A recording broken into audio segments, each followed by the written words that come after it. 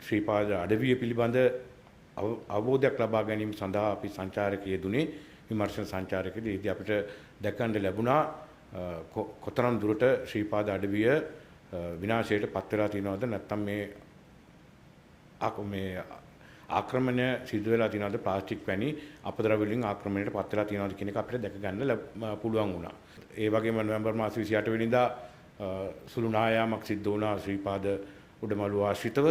ඒකෙන් හැටනල්ලතන්නි මාර්ගය ඔස්සේ තිබෙන මාර්ගය පඩිපෙළ අවධානයට ලක් වුණා.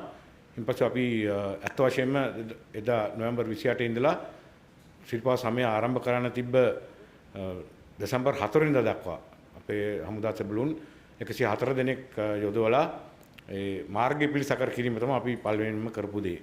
කියන්නේ මාර්ගයේ මතට කඩා වැටලා තිබ්බ පස් ඉවත් කරමින් ඒ මාර්ගය ගමනාගමනයේ සුදුසු තත්ත්වයට පත් කිරීම අපි සිදු කරනු ලැබුවා. ඒදී අපි දැකපු දේ තමයි මේ සෝදාගෙන ඇවිල්ලා කඩාගෙන ඇවිල්ලා අතට වෙලා තිබුණේ මාර්ගයත් අවධානයට ලක් කරලා තිබුණේ අවුරුදු දශක 4ක පමණ කාලයක් පුරා අපගේ බැතිමතුන් විසින් ඉවතන ලද ප්ලාස්ටික් වැනි අපද්‍රව්‍ය තැන්පත් වෙලා ඒවා ජලය දරාගත නොහැකිව පහතට රුරා වැටීමෙන් තමයි මේ හානිය සිද්ධ වෙච්ච බව අපි දැකගත්තේ. ඉතින් අපි එතනින් සිට ගිය මාසේ 6 වෙනිදා වෙනකල් තවත් මාසක එකමාරක පමණ කාලයක් ඒ පඩිපෙළ සංරක්ෂණය කිරීමට යොදෙව්වා. එතනදී ශ්‍රී ලංකා යුද හමුදාවෙත් නාවික සහ ගුවන් හමුදාවෙත් සමාජිකයන් 3200ක් පමණ පිරිසක් මාසයක් පුරා ගොඩනැගිලි ද්‍රව්‍ය ඉදිකිරීම් ද්‍රව්‍ය උඩමළුව දක්වා රැගෙන යමින් ඉතාමත් දුෂ්කර වූ කාර්යකදීලා ඒ පඩිපෙළ සංරක්ෂණය කරා. ඉතින් මේ தত্ত্বය තවදුරටත් යන්න බෑ. අපි හැමෝම අපේ රටේ ඉන්න සියලු පුරවැසියන් ශ්‍රීපාදයේ වන්දනා කරනවා. අපි සෑම ආගමකම ඒක යම්කිසි වන්දනීය ස්ථානයක් හැටියට සැලකනවා.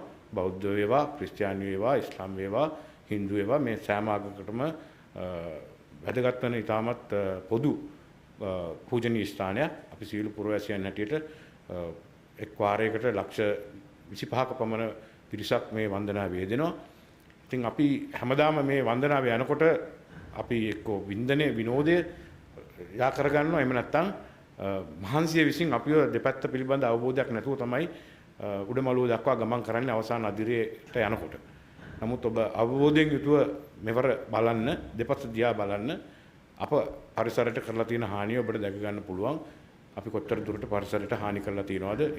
අපි මිනිස් පාස ලබන පාරවල් දෙකයි තියෙන්නේ ශ්‍රීපාද උඩමළුව දක්වා. ඒ පාර දෙපස අපි කොච්චර අවදානමකට පත් කරලා තියෙනවද කියන එක ඔබට දැක ගන්න පුළුවන්. ඉතින් මේක මින් ඉදිරියට අපි ස්ථාවරව කියන්න ඕනේ මේක ඇවිල්ලා තව කෙනෙක් ඇවිල්ලා අපවිත්‍ර කරනවා. ත්‍රිවිධ හමුදාව සහ ආරක්ෂක හමුදාවන් ඇවිල්ලා මේක පිරිසිදු කරන් යනවා. එවැනි තත්ත්වයක් නෙමෙයි උද්ගත වෙන්න යන්නේ. මේක විශේෂ අවස්ථාවක්. අපි මෙහිදී සංකේතාත්මකව ඒ අපේ පරිසරය සංවේදී පරිසරය යථාවත් කර ගැනීමට අවශ්‍ය කරන කටයුතු යෙදෙනවා අපි සාමූහිකයක් හැටියට. ඒ වගේම ඉන්පසු එහි පැවැත්ම මේ රටේ පුරවැසියෝ සියලු දෙනාටම බාර වෙනවා. ඒ පවත්වාගෙන යන නඩත්තු කරන්න ඒවට අවශ්‍ය කරන නීති රීති ඒවට අවශ්‍ය කරන ආකල්පමය වර්ධනය අදාළ ආයතන අංශ විසින් ප්‍රොමෝට් කරනවා නැත්නම් ප්‍රවර්ධනය කරනවා. ඒ වගේම ශ්‍රී ලංකා යුද හමුදාවේ සහ පොලිසියේ මේ සහභාගී වෙන 2000ක පමණ සමාජිකයන් අපි බලාපොරොත්තු වෙනවා ඒ තමන්ගේ පවුල තමන්ගේ ජන සමාජයට තානාධිපතිවරුන් හැටියට මේ පණිවිඩය රැගෙන ගිහිල්ලා අපි මේ සමාජිකයෝ කියන්නේ ත්‍රිවිධ හමුදා සමාජිකයන් කියන්නේ මේ රටේ පුරවැසියන්. ඉතින් අපේම නාතීන් හිත මිත්‍රාදීන් තමයි මේ ගමනේ යෙදෙන්නේ වාර්ෂිකව. ඉතින් අපි යොවුන් කරා මේ පරිසරය රැක ගැනීමට අවශ්‍ය කරන නැත්නම් මේ රැක ගැනීම පරිසරය රැක ගැනීම අවශ්‍යයි කියන පණිවිඩය ස්ථිරසාරව රැගෙන යාමට අවශ්‍ය කරන පුළුල් අවකාශයක් දැනුවත් කිරීමක් ඒ කැපවීම තුලින්ම ඇති කරලා අපි මේ අවුරුද්දේ ත්‍රිපා සමය මයි මාසේ පළවෙනිදාන් අවසන් වෙනවා. දෙසැම්බර් 4 පටන් ගත්තා. එතන මයි මාසේ පළවෙනිදාන් අවසන් වෙනකොට මේ සමය අවසන් වෙනකොට ඒ පිළිබඳ පූර්ණ අවබෝධයක් මේ රටේ සියලුම ජනතාව වෙත රැගෙන යාම බලාපොරොත්තු වෙන ශ්‍රී ලංකා යුද හමුදාව කටයුතු කරනවා.